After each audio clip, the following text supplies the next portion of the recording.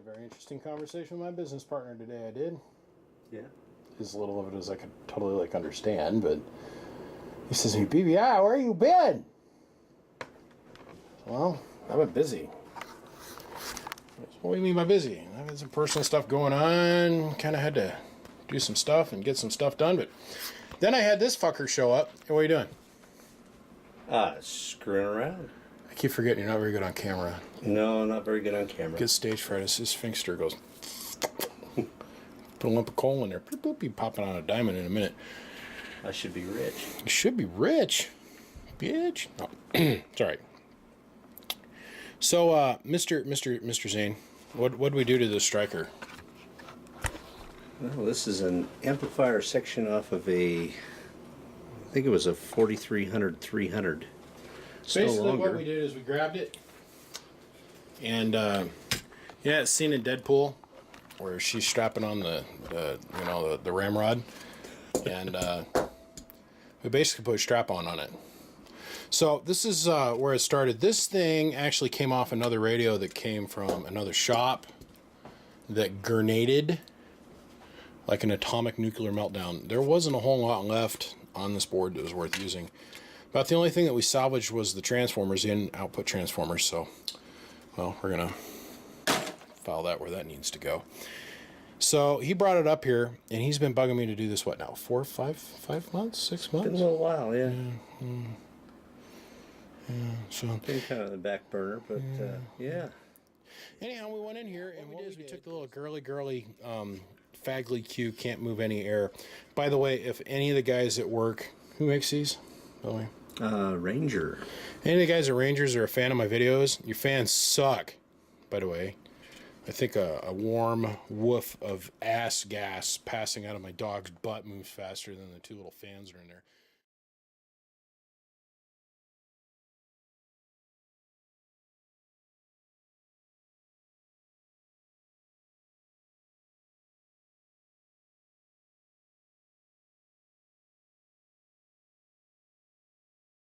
We took those fans out, and then we put a copper spreader down because there's standoff posts that are on the inside, and it would have physically sucked the transistors down too far through the phenolic. So we filled that space up with a copper spread bar that we in turn bolted down underneath this. So there's a like a 1/4 inch thick piece of copper that's in here that the heat sinks are mounted to, or the transistors are mounted to, which is mounted to the heat sink. And then we put a 120 millimeter high flow fan on it. This thing is biased Class B, full over Class B, and basically made it awesome. We took the little junk transistors in there, which were, I believe, 1446s, and we replaced them with HG 2879s. So we basically got ourselves a 750 watt strap on the bottom. And 750 watts, listen, when we run this radio on 15 volts, it does 850 watts. When we run it on 14 volts, it does 725. So 725 watt amplifier strapped on the bottom side of your Striker 955. I'm never going to do another one of these, so this is the only one that I'm ever going to do. This is a fun project. This took about half a day of us dinking around. It was kind of a big job. Oh no, it was fun. It was fun. Trying to get everything to fit into this 1 inch high little box was kind of cute. We had to encroach on the outside. This is our bias load bar, our resistor.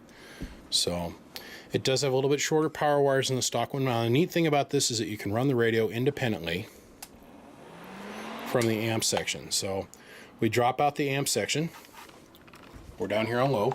About 100 watts. Kick on the amp section.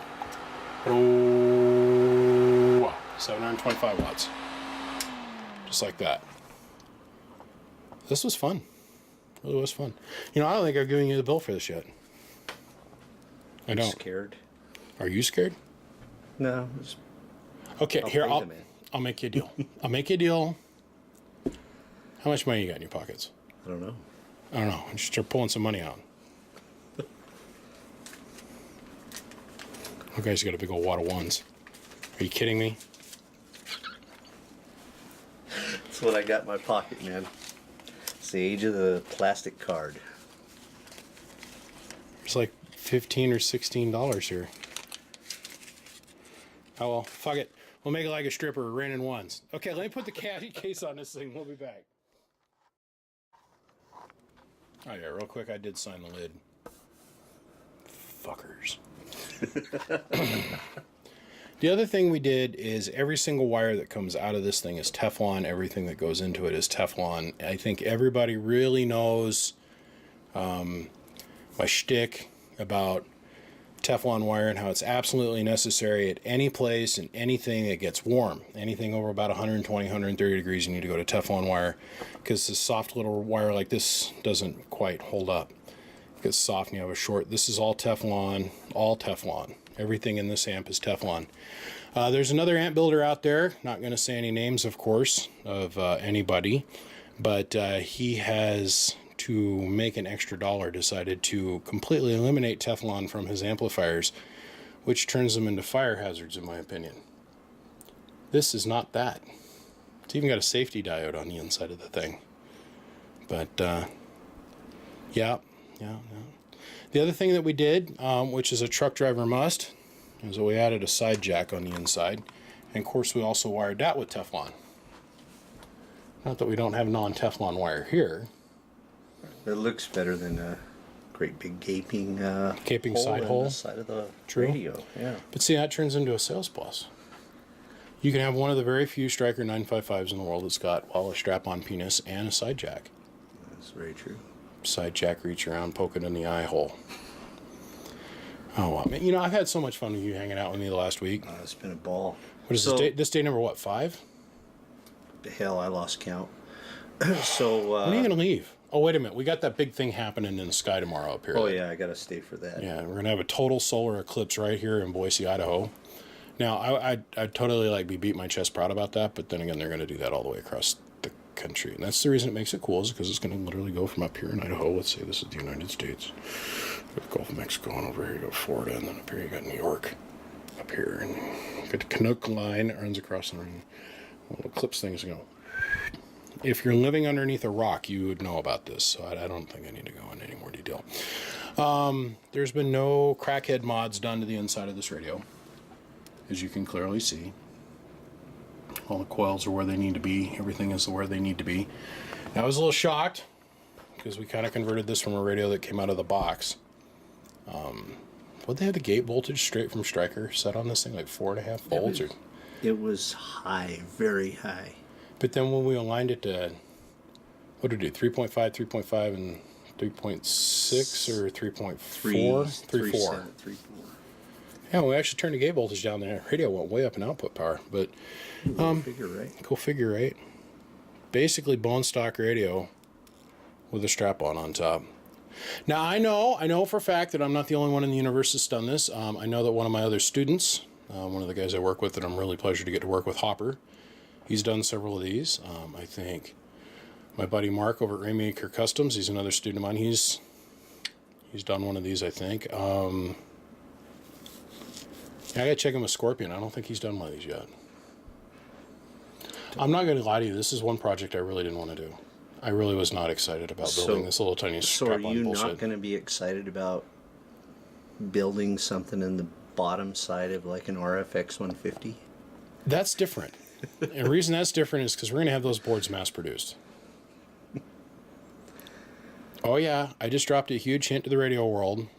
We are going to do a project which uses the HG transistor that bolts on the back of any kind of radio. Cobra 29, all the way up to the export radios. So when those MOSFETs go way up in smoke, and they will. You can contact your local CB shop, because I'm going to sell them to everybody underneath the universe. And it's going to be professionally done, like you're not going to even have a clue they come from me. Because my name is not anywhere associated with that shit on the outside. That's right. That's right. But I do see a market niche that needs to be filled. I don't know why that... who was building the RX-75 kits? What was his name? Those are all Palomar EKL. Eric Lewis. Yeah, Eric quit doing it, so... Eric was his name. You're right. Eric Lewis was his name. Yeah, he quit doing it, so... I'm going to fill that niche. All right, let's put the case on it, and let's run it and quit less yakky, more watt buildy. Watt buildy. in the house that amps built. Yeah, in the house. Okay, so we're back. What we got over here is the We're going to run a 100-watt slug at the moment. And then the next thing over, we've got the 1,000-watt slug and a 5-watt slug in reverse back from the Bird 10,000-watt dummy load. So you guys know what everything's doing. Now, I can't stand this, dude. I am, me being me, always trying to lead out front with the video thing. I think we're going to have to do a wireless mic that way we don't hear all the background noise and the audio level stays the same. I think the next thing I'm going to invest into is going to be either a high-speed remote HDMI switch, like Blackmagic or something like that. I think we're going to do a minimum of 3 or 4 cameras, so we can do picture-in-picture, have a picture of just the watt meters over here running and radio and whatever I want to show, plus the workbench all in one. Do it all remotely, but till then we're stuck with a tripod and one high-definition 4K camera, which was a pain in the butt to buy back when I did it, but I was the first one to do it, so there we go. Now everybody's got to have one. Beautiful. This is what it is. All right, so we got our Striker 955, which is a completely stock radio, basically that's just been converted, and the modulation knob's been turned up for the most part, right? That's it. That's it. We set the dead key fairly low. We turned the 5-watt slug around, so now we're going to look over here at this that slug right there. Dead key all the way down. The amp board is off. 1.5 watts, and we did that for a couple different reasons. If you take this radio off of a 14-volt system and you run it on, let's say, a 12-volt system, the dead key would be less than a watt, which can make you sound all sidebandy and garbled and your radio's fucked up. Yeah, no, it's just your voltage is too low. But it's always the technician's fault, right? Always. So we set that at 1.5 watts, so down at 12 volts, it's exactly at 1 watt, just so you know. And then the upper dead key,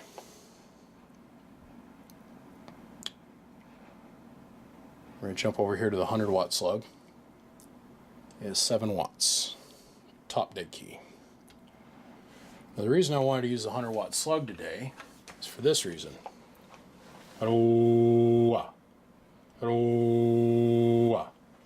See, it's pinning that 100-watt slug in a corner. So if I go over to 2X, it's doing about 110 watts straight out the box, and that's with no fuckery going on. As you can see with the SWR meter bridge on the front, 80, 90 watts according to the bridge here, and then the reflect bridge is showing you no reflect.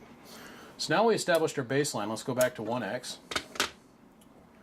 Now, the nice thing about having this big fan, it is a little bit louder, but when we turn on the amp board, it's no louder than like your standard 4-pill,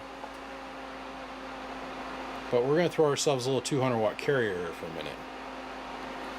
Please, guys, note, it's not with the dead key all the way down. Dead key all the way down is a 100-watt dead key. Having that big fan is so necessary. This amp, we played with it, and because that copper spreader that's in this thing, we had a hell of a time getting this thing hot. That copper spreader pulls the heat, moves it all over the heatsink uniformly, but having a big fan in there really makes a big difference in how this thing runs. So it's getting huge, huge airflow. Now, I can already see the truck driver out there, but it's going to make me cold. The fan, the air blowing on the fan. That's why I put it on the switch. You don't have to have it on all the time. So you got your little 100-watt, let's talk around town, you know. And then, hey, I want to get down the road a little bit. 700 watts. Does this thing. And basically unlimited key down time. Well, I wouldn't go there. I'm not going to go there because you know how this goes. Somebody's going to absolutely try to like say, "Oh well, you know, you set it on limited key down time, so I taped the microphone down and I went and had lunch, and I covered up the fan and I only keyed it one time out of the box. It was for 5 hours and the thing caught on fire. It's your fault." So let's hit the rewind button. We're not going to say I want to key down time, but I know there's some bed buggers out there with 16 pills or whatever that need a driver. It's true. This is straight out the box, like bolt up to your friggin' 16 pill or whatever as a driver. This does the same as like a 2x4. So if you were to take this amp or this radio and strap it to a 4-pill, you're going to get roughly the same performance, probably a little bit more. It'll probably get you in the area of about 900 watts with a straight strap-on 4-pill, but because of the sacrifices we had to make for the transformer size. Now, you can take this same amp board and disconnect the SWR bridge on the inside of it, on the stock radio, and get it to do roughly the same amount of watts. The problem is it doesn't have all the cooling and all the other stuff added to it with really good components on the inside, and you fart on it wrong, and the thing blows up. Kind of hard to tame. Very hard to tame. I don't have any of that horse shit in here. It's just a straight up 4-pill amp on the bottom.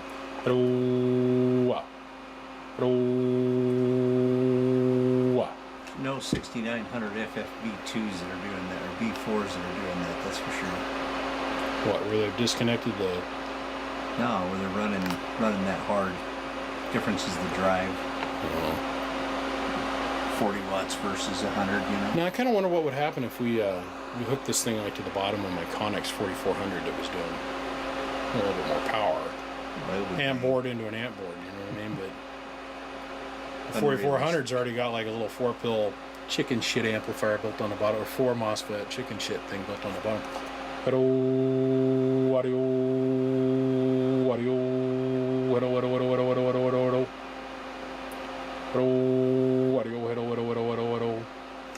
We're pulling about 48 to 50 amps on the average. Let's zoom back out here for a second.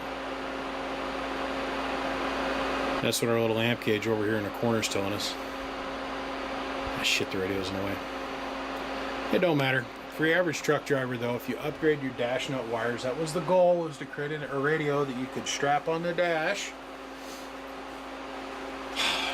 Now, it's been many moons ago. I think I was 19 when I worked in a CB shop, so that would have been 21 years ago. 22 years ago, because I started working when I was 18. The dash nuts at that time were rated for 40 amps. I swear to God. I swear to God. So what are they now? 10.